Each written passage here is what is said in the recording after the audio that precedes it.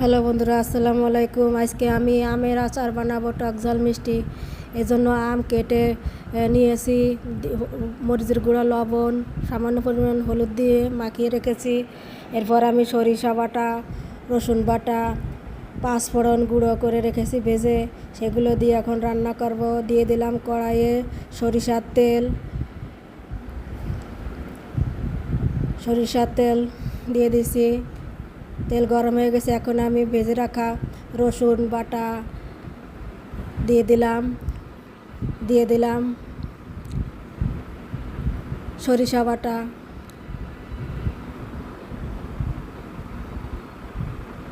এখন আমি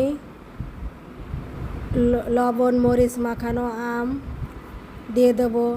আমটা আমি কেটে লবণ মরিচ মাখিয়ে 1 ঘন্টা রোদ্রে দিয়েছি, আপনারাও এভাবে রোদ্রে দেবেন।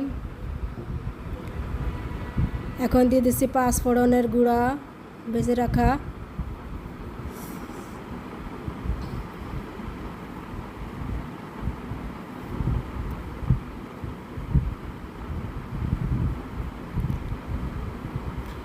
সব কিছু দিয়ে সুন্দরভাবে আম কষিয়ে নিতে হবে।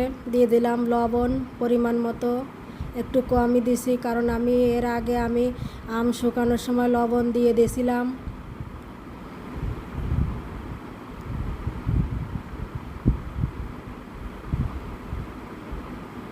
এখন দিয়ে দিলাম চিনি পরিমাণ মতো, একদম কমও দেওয়া যাবে না, অতিরিক্ত দেওয়া যাবে না, পরিমাণ মতো দেবেন, এতে খেতে ভালো লাগবে।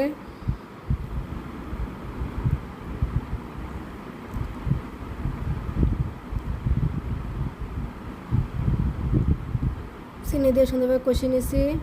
দিয়ে দিলাম একটু মরিচ, হালকা ভাজা দিয়ে শুকনো মরিচ আমি বেটে রেখেছিলাম, আমি মাখাইছি এবং অল্প একটু রেখে দিয়েছিলাম।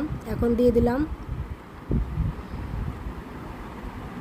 কারণ ঝালটা কম হয়ে যাবে তাই।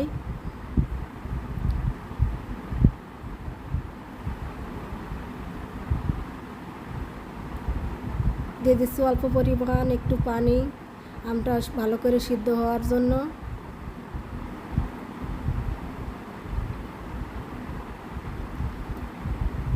আম সিদ্ধ হয়ে গেছে, দিয়ে দিলাম ভিনেগার পরিমাণ মতো।